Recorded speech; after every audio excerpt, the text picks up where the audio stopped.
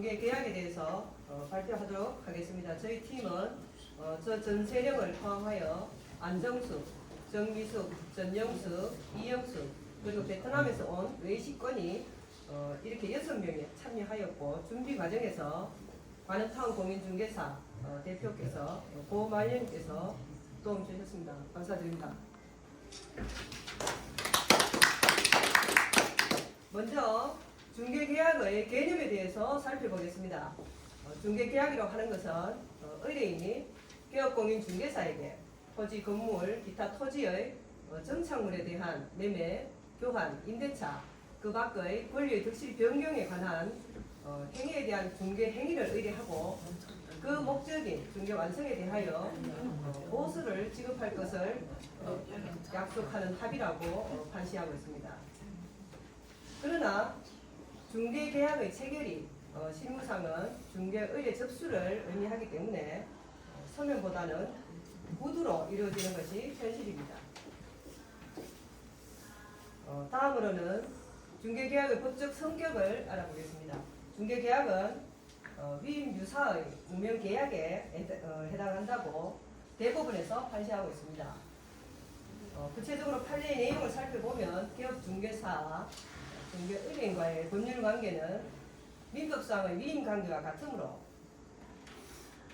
같다고 보기 때문에 개업공인중개사는 중개의뢰인 뜻에 따라서 선량한 관리자의 주의로서 의뢰받은 중개 업무를 처리하여야 할 의무가 있습니다. 따라서 선량한 관리자의 주의와 신의, 성실로서 처분을 하려는 자가 진정한 권리자와 동일인 인재 여부를 부동산 등기사항 증명서와 주민등록증 등에 의하여 확인할 의무가 있는 것입니다. 그리고 중개계약은 낙성계약에 해당하는데 중개계약의 성립 시기를 보면 의뢰인이 개업공인중개사에게 중개의뢰를 하고 개업공인중개사가 승낙할 때 바로 성립되기 때문에 이래서 낙성계약이라고 하는 것입니다. 또한 중개계약은 분류식 계약에 해당하는데 중개계약의 성립은 개업공인중개사와 중개의뢰인의 구두로만도 체결이 가능하기 때문에 특별한 형식이나 양식을 반드시 갖추어야 하는 것은 아닙니다. 그러나 중개계약은 중개 업무의 실질적인 출발점에 해당한다고 보고 있기 때문에 구두로 하는 것보다는 일반 계약서를 사용하든지 전속 계약서를 작성하는 것이 바람직할 것입니다. 다음으로는 중개계약의 유형에 대해서 살펴보겠습니다. 중개계약의 종류는 다음의 기준에 따라 중개 권한의 독점성 정도나 중개 활동의 주체수 그리고 중개 보수의 지급 범위 이렇게 세 가지 정도로 분류할 수 있습니다. 중개 보수의 지급 범위에 따른 분류로는 순가 중개가 있고 정가 중개가 있습니다. 그리고 중개 활동의 주체수에 따라서는 공동 중개, 단독 중개가 있고 중개 권한의 독점성에 따른 분류로는 독점 중개 계약과 전속 중개 계약, 일반 중개 계약 이렇게 있습니다. 이 중에서 중개 행위를 할 때 특히 관심을 많이 보일 것으로 보이는 순가 중개 계약에 대해서 내용을 보면 의뢰인의 희망 가격을 초과하여 거래 계약을 성립시킨 경우에 그 초과액 전액을 중개 보수로서 개업공인중개사가 취득하는 것을 인정하는 계약 형태입니다. 그러나 공인중개사법에는 법정 중개 요율을 초과하면 안 된다고 나와 있기 때문에 순가 중개 자체로는 불법이 아니겠지만 요율을 초과한 부분은 불법이 되므로 이 점을 주의할 필요가 있겠습니다. 그리고 오늘은 공인중개사법에 규정되어 있는 전속 중개 계약과 일반 중개 계약에 대해서만 중점적으로 알아보도록 하겠습니다. 먼저 일반 중개 계약의 법 조문을 보면 중개 의뢰인은 중개 의뢰 내용을 명확하게 하기 위해서 필요한 경우에는 개업공인중개사에게 일반 중개 계약서의 작성을 요청할 수 있다고 나와 있습니다. 요청 이외에 작성을 하게 되면 위 네 가지 사항을 포함해서 작성을 한다는 뜻이 되겠고, 시행령에 따르면 표준이 되는 서식을 정하여 그 사용을 권장할 수 있다고 나와 있습니다. 일반 중개 계약서는 별지 제14호 서식에 따른다고 규정도 하고 있습니다. 다음은 일반 중개 계약서 별지 제14호 서식을 보겠는데요. 이것은 그 권장 사항이기 때문에 특별히 중요한 것은 없습니다. 1번 의뢰 의무 사항에 보면은 거래가 조속히 이루어지도록 성실히 노력해야 한다 나와 있고, 갑의 권리 의무 사항은 중개 대상으로의 확인, 설명 의무를 이행하는 데 협조하여야 한다고만 나와 있습니다. 그리고 중간 부분에 보면은 중요한 요율을 넘지 않아야 하며 시비는 별도로 지급한다 나와 있고, 그리고 과다 수령 시에는 차익을 환급하라고 나와 있습니다.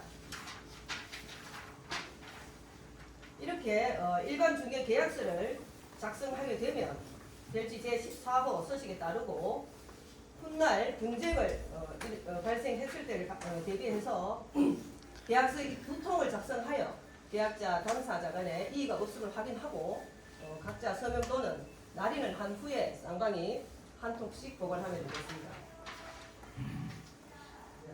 그리고 서식의 뒷면에는 권리 이전용과 권리 취득용 서식이 있는데, 매도, 임대 등 권리의 이전 중개를 받았을 때에는 이전용 서식을 사용하면 되고, 그리고 취득 중개 의뢰를 받았을 때에는 취득용 계약서에 기재하면 되겠습니다. 다음은 전속 중개 계약에 대해서 알아보겠습니다. 법제 23조에 의하면 중개 의뢰는 중개 대상으로 중개를 의뢰하는 경우 특정한 개업공인중개사를 정하여 그 개업공인중개사에 한정하여 해당 중개 대상물을 중개하도록 하는 계약을 체결할 수 있고, 또한 전속 중개 계약은 국토교통부로 정하는 계약서 별지 제15호에 의하여야 하며 중개 계약을 체결했을 때에는 3년 동안 보존해야 한다고 나와 있습니다. 그리고 부동산 거래 정보망 또는 일간 신문에는 체결을 했을 때 반드시 정보를 공개하여야 하는데, 비공개를 요청한 경우에는 하면 안 됩니다. 또한 전속 중개 계약의 유효 기간은 3월로 규정되어 있지만, 당사자 간에 다른 약정이 있는 경우에는 그 약정이 우선됩니다. 그리고 전속 중개 계약을 체결한 개업공인중개사가 규정에 따라 공개하여야 할 중개 대상물에 관한 정보의 내용은 이렇게 1호에서 7호까지 저기 시행령 제20조에서 규정하고 있습니다. 그리고 이 정보를 공개할 때에는 각 권리자의 주소, 성명 등 인적사항에 관한 정보는 공개하여서는 아니 된다고 나와 있는데, 이것은 전속중개 권한을 침해할 소지가 있기 때문에 이러한 규정을 두고 있다고 이해를 하시면 되겠습니다. 그리고 전속중개 계약을 체결할 때에는 반드시 이런 전속중개계약서 별지 제15호 서식에 따라야 하고 3년간 보존해야 할 의무가 있습니다. 이 전속중개계약서의 내용 중에서 일반 중개계약과 다른 점을 몇 가지 보겠습니다. 갑과 을의 의무사항을 살펴보겠는데, 여기서 갑은 의뢰인이고 을은 개업공인중개사를 뜻합니다. 먼저 개업공인중개사 을의 의무사항을 보면 을은 갑에게 계약 체결 후 2주일에 한 번씩 문서로 통지해 주어야 하고, 또 그 부동산 거래 정보망에 일간신문에 정보망 또는 일간신문에 체결 후에는 정보를 공개하여야 하며, 공개한 때에는 지체 없이 갑에게 그 내용을 문서로 통지하여야 한다고 나와 있습니다. 다만 비공개를 요청한 경우에는 공개하지 않습니다. 그리고 의뢰인 의뢰인 과거의 권리 의무사항에 보면은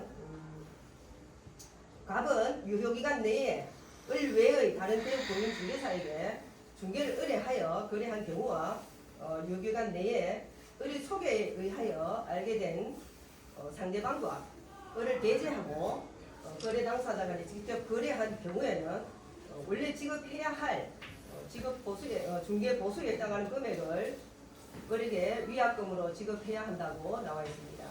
그리고 또한 유효 기간 내에 갑이 스스로 발견한 상대방과 거래한 경우에도 중개 보수의 50%에 해당하는 금액을 범위해서 을이 중개 행위를 할 때 소요된 비용 이것을 지급해야 한다고 나와 있습니다.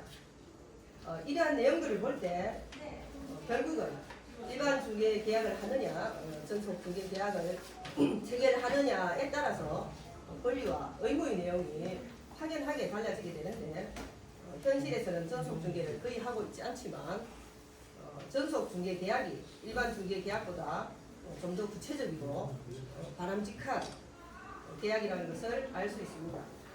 마지막으로 중개 계약을 체결할 때에는 일반 중개 계약은 공인중개사법 제 22조 규정을 준수하고 전속 중개 계약은 법 제 23조 규정을 잘 준수하여 중개 계약을 체결하면 되겠습니다.